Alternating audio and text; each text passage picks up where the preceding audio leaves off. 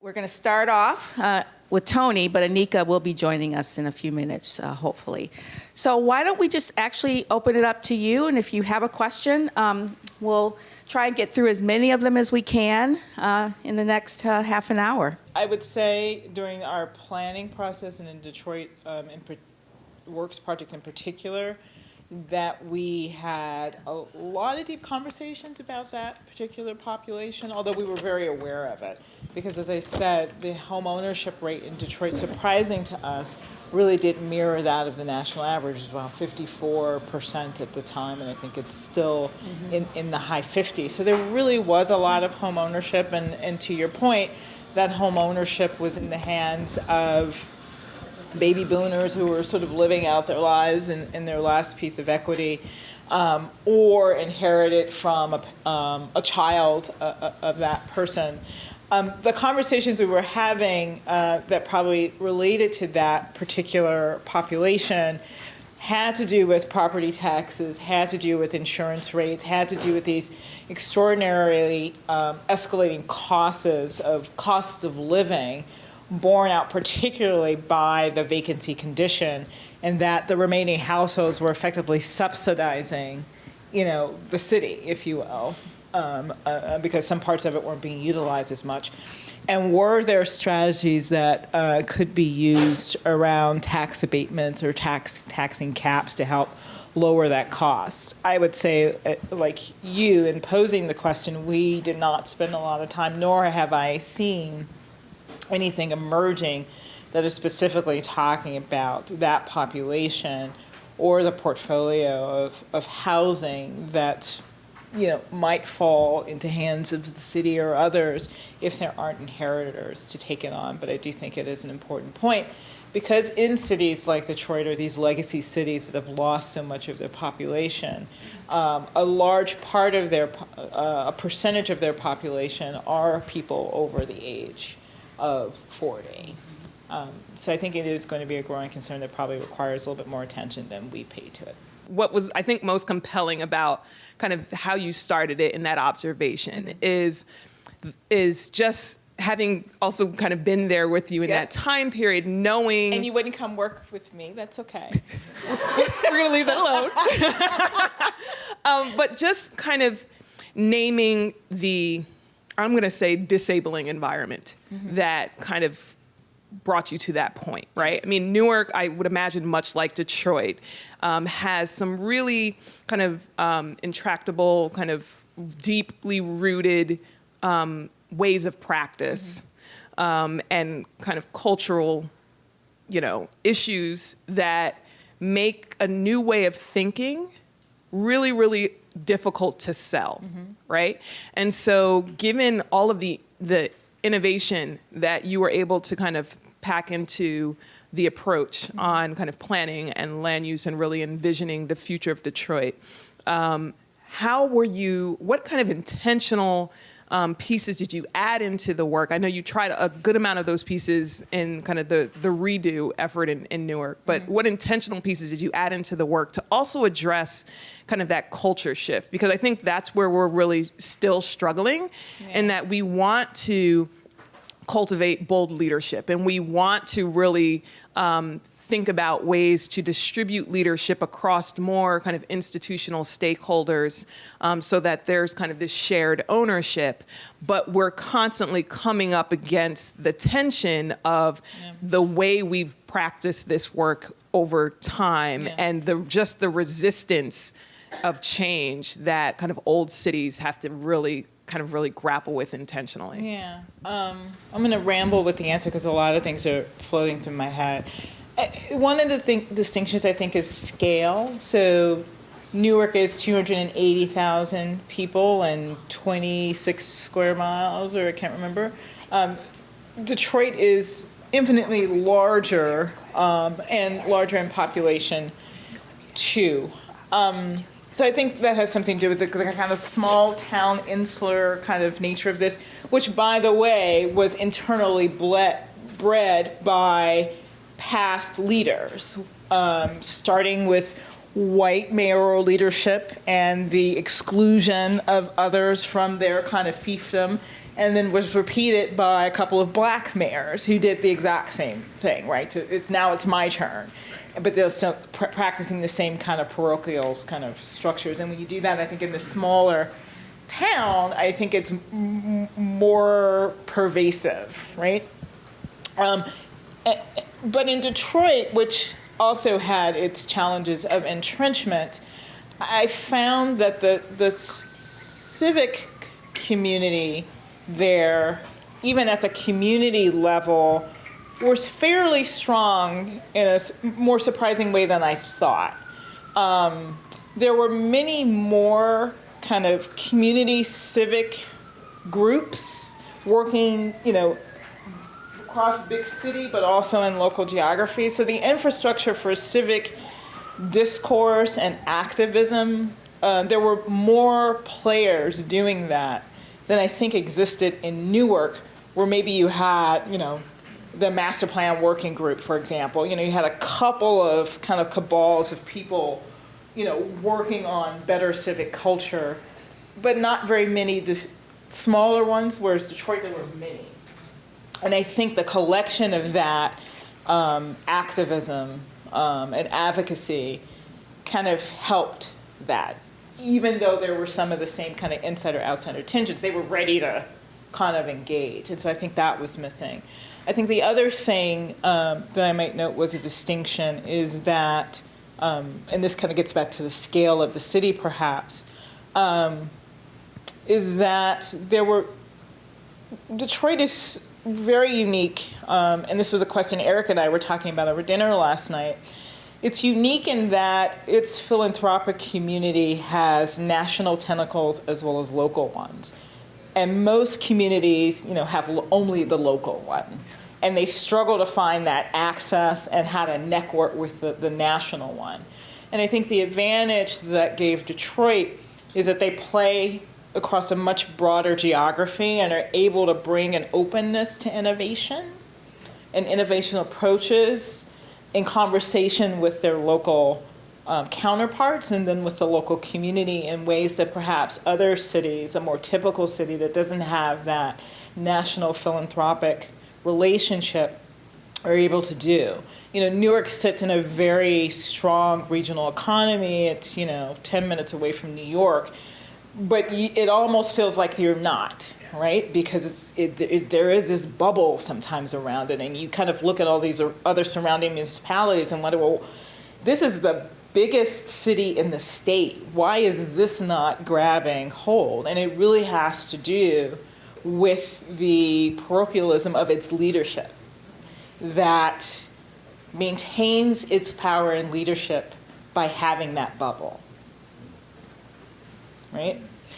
And so in Detroit, which also has that kind of bubble, because it doesn't sit on the Northeast Corridor where those communities have a lot of transient knowledge coming in and out of it. People move in and out from different places all the time. That doesn't happen in Detroit. It's best and brightest up until a few years ago would leave and not come back. People don't decide to necessarily move there, right? So there's a kind of stagnation in the flow. So when new people come in, it's like, well, here's the outs. You are very noticed. So that bubble exists there too. But this is again where those philanthropic tentacles, the fact that you have national headquarters there like GM, there's a bit more of a back and forth of that knowledge from outside, and I think kind of floated its way into Newark. So those are a couple of observations. Yeah. Thank you. Your TED Talk was great. I really appreciated it. I'm Megan. I'm with Enterprise Community Partners out of Atlanta. Oh, okay. And we have a number of place-based initiatives happening where some of the local foundations are leading these efforts. Mm-hmm. And there's a lot of parcel data analysis being done on vacant land, single-family, blight, places that need to be demolished. When you looked at the land use planning, how did you align a capital strategy? Looking at the topology, so if we're looking at, if I focused on housing, single family, multifamily, and then maybe the commercial component on mixed use, was that hand in hand? And if so, how could you identify how you guys move forward with that? Not at the level that you would think. So let me kind of walk you through what we did, and hopefully it answers your question. So as someone mentioned, maybe it was Anika or someone, every neighborhood in Detroit, whether it was the strongest, wealthiest neighborhood in the city or the poorest, was vulnerable to vacancy. Every single one. So even some of the more stable neighborhoods had anywhere from 10 to 20% vacancy. So if you imagine in your neighborhood, if 5 houses are vacant, you're like flipping out, right? So it was really pervasive. And when you were to look at a map of the kind of vacancy pattern, it was just so not evenly distributed. It was just sort of all over. So a 6-month change in the market could have a tremendous effect on your neighborhood. And so we couldn't work at the level of this is what Sherwood Forest is going to look like, this is what Brightmoor is going to look like. We couldn't look at it at that very specific level and say this is how much housing you should have, et cetera. We had to look at it from a typological point of view, which is there were several different types of neighborhood conditions which specific neighborhoods fell into. And we needed to figure out what were the different strategies for that type of condition that would render itself to a path of being more stable or vibrant with this set of tools. So if you go to the neighborhood section of the framework plan, it describes each of the different neighborhood types. And this is where we had a lot of interaction with our community about what were the most important quality of life issues for that typical type of neighborhood. So we can think about what are the tools you can have to then go and do a very specific Brightmoor plan, a very specific Lower East Side plan. But knowing that, you're not going to be that, but you can be this, and it can be great and healthy and strong, and here are the tools that can most help you get to that. The other thing we intended to do is lay out then how the regulatory framework through the land use plan and zoning should be modified to allow for that to happen as development and redevelopment occurred. I think that's kind of still waiting in the wings to happen. Please work on that for us. So that there really is what that land use, changing your land use plan and your zoning doesn't drive development, but it does render a certainty and a predictability around what the market and developers can do. And they like to eliminate as much risk as possible. And one of the risky things is not knowing what your land use regulations will allow you to do. So if you can establish that as much as possible up front and minimize the amount of variances and special things that you have to do, that does give them some assurance, like, okay, it's clear that this is what this community wants, this is what I build, I can go in and kind of do that. And then the last response is, and this is something that I thought was really unique and different from what Youngstown did, which is always touted as being the first kind of shrinking city plan, or even in New Orleans when they did their first master plan, is that, and this is one of the images Anika showed, which is we did have to look very carefully and gave recommendations to how the city should reconfigure its infrastructure and public services to align with the new land use direction.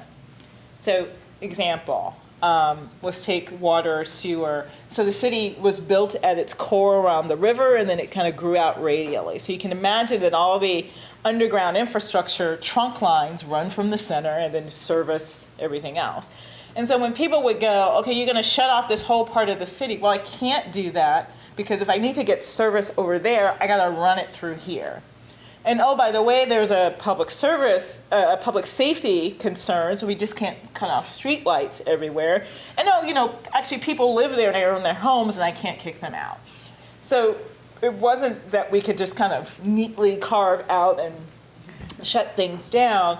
We had to figure out a way to advise the city, like Kevin Orr and the mayor and others, of how to systematically think about when you would do full upgrades of services, when you would just simply repair the services, when you would transition to a new technology, and that you were doing that more thoughtfully around where areas were stabilizing and growing, and not just doing them because your transportation improvement plan said repave that road. Well, guess what? No one lives on that road and that plan, and the schedule for the tip was done 5 years ago.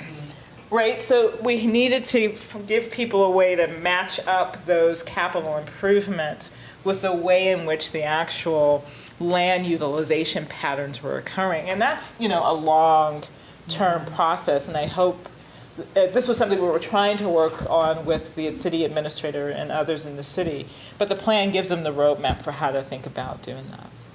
This question actually is for Nika, so hello. In Memphis, blight is the hot new buzzword, and people are very concerned about it. But thus far, the conversation has solely been around elimination of tearing down houses and very little conversation around replacing it with something, in particular around addressing attracting new homeowners or new home renters in some of our neighborhoods that have seen severe population loss.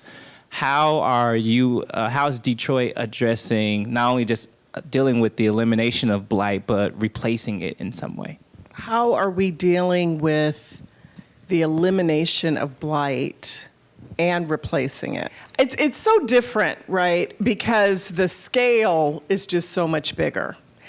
And I think part of the issue is that in the heyday of the 90s, when there was a lot of home funds that were on the street and tax credit dollars that were on the street, there was a lot of what you would think of as replacement. So there was a lot of affordable housing tax credit projects that went in, many, many, many units. And both single family and multifamily, but a lot of scattered site single family. The approach is very different, and now I would say. And I think one of the things, and Tony talked a little bit about the neighborhood section of the Detroit Future City Plan. So this is somewhat what we're getting into in DFC, but I think in Detroit in general, and what you're seeing with the CDFIs and with it's sort of the working with the mix, the ecosystem of neighborhood redevelopment where blight exists, and that is coordinating the city resources with CDFIs, with nonprofit, and with the private sector to make targeted investments in neighborhoods. Because blight is like a disease. If you let blight sit one place, it will spread quickly. That's what's happened over years. And so if you are able, the theory is if you are able to target the areas that are the tipping points first, you will then see the redevelopment quickly spread and reduce the blight. So you're not going to want to start in the most blighted areas. You start in the tipping areas, and then but if you're going into the most blighted areas, you have to be prepared for the high level of investment that's going in. So I guess to answer that question, it has to be and without knowing Memphis, I don't really know Memphis that well, unfortunately. But if you're having the kind of conversation that says blight is a buzzword, which means it must be newer, which really what I know statistically about Memphis, blight must have now starting to get into the middle and upper income white neighborhoods, right? Because I'm pretty sure there have probably been some low income African American neighborhoods that have looked bad for a really long time, and nobody had a blight buzzword for it. But really thinking strategically about where investment goes in, that it has to be a mixed capital stack, right? And a mixed investment approach to blight. So it can't just be one thing, it has to be a number of things that are going into a neighborhood to stack it that way. And Eric, I'll just, to add on to that, was the talk of the title of my 8 minutes, which is why planning matters. Because I think, and I found that Detroit had this legacy of planning for blight, which was really just about how can we stabilize neighborhoods, what's the blight removal plan, without a lot of conversation about, okay, remove and then what? Right. Like, what really improves? How do you further the conversation on improvement?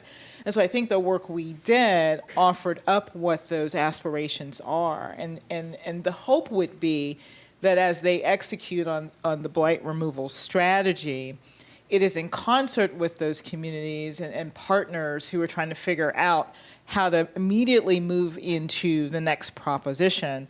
So the end game is not, ooh, we just got that house turned down. Right. Ooh, we're good, right? Which was part of what Ari was talking about. And I have to get what that phrase was, because it was, I'm going to be using the heck out of that. But that's the thing, right? You kind of get settled in, like, the improvement is the house is gone, and that's what you settle into as success. And I think a lot of cities we're doing that. And to me, why planning matters, because it reminds us that we should be aspiring for not only our basic rights to basic services and quality of life, but actually something better. Great. Well, actually, mine's kind of a follow-on to Eric's question, and it's actually for both Tony and Anika. There's a lot of muscle memory that exists within city departments, I found, and ways that they've done things for years. So as Detroit moves through the restructuring, the Detroit Future City Plan, are you seeing that the way that the city departments approach the issues, has it changed? Is it less within the bubble? This administration, I would say, is definitely more informed, more proactive, more action-oriented than I've seen. And I worked for one of the mayors, right? So that is very promising. And yes, to answer your question. However, like most mayors, the idea is to get something done really in 4-year increments, so that because you have to run again, right? So there isn't a lot of room for deliberation, for following the plan, and so I think what we're finding is the administration is very aggressive, moves very quickly, but they also kind of cherry pick out of the Detroit Future City Plan and other plans about what they're going to do and how they're going to do it. And some of it is timing, and some of it is the wins that the mayor needs to say, hey, we're getting ready to organize another campaign, and I want to have 5 quick things to say. I've done this, this, and this. This is very typical. This is not atypical. It's not even a negative of mayor. All of the mayors do this. And so that piece of it alone makes it very hard. And I think what positions us now with Detroit Future City is to be able to, the lesson, I think even for other cities, is building partnerships with the administration, because they are wanting to be so aggressive, will allow for some of that planning to take place, because it has to be in concert with the private sector, because they have the luxury of being deliberate of what neighborhoods look like moving forward. Yeah, I would just reinforce your comment around the political cycle and the city transformation cycle being a little bit in disconnect, and the challenges and opportunities I think that it presents. But part of Detroit's story, which we haven't really lifted up, but it's been a theme running through, is particularly during the municipal crises, there's this kind of body of civic leadership that was distributed that has come into fruition with the philanthropic sector, the corporate sector, the nonprofit sector. And so particularly for this city government, I think they're still trying to kind of figure out, okay, how do we interact and intersect with, these other leadership tables that have been established as a result of having, a failure in municipal government for so long. So we're still kind of figuring that piece out. Tony and Anika will be around for the rest of the conference, so please feel free to stop and make sure that you get your questions answered. Thank you so much to both of you, and thank you for the team from USC for keeping us on track.